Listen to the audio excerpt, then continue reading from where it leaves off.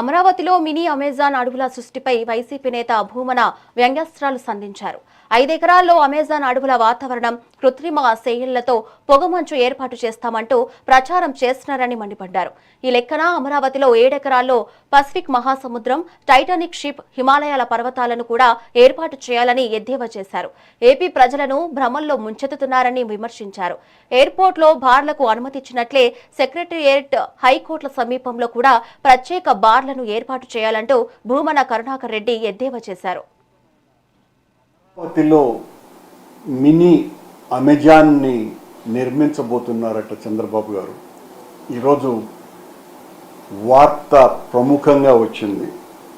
దట్టమైన అడవి, తుంపర్లుగా కురిసే వర్షం, జలపాతపు సవ్వళ్ళు, పక్షుల కిలకల రావాలు, ఇలాంటి ఒక అద్భుతమైన మినీ అమెజాన్ని, అది కూడా 20,000కు పైగా చెట్లు, దట్టమైనటువంటి గుబుర్లతో అడవిని సృష్టిస్తారట 5 ఎకరాలలో. 5 ఎకరాలలో చంద్రబాబు గారు మినీ అమెజాన్ని ఏర్పాటు చేస్తూ అందులో 400 జాతుల వృక్షాలుంటాయట, మొక్కలుంటాయట, బాగా పొడవైన ఎత్తైనటువంటి చెట్లు ఉంటాయట.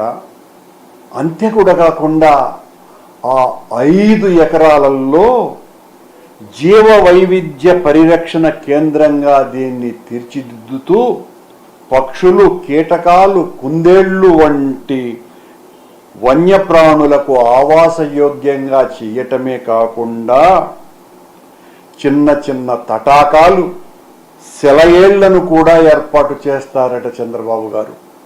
కొండ, దానిపైనుంచి జాలువారే కృత్రిమ జలపాతాలు కూడా 5 ఎకరాలలోనే ఉంటాయట.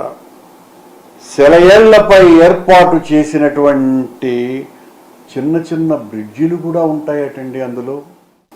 అమరావతిలో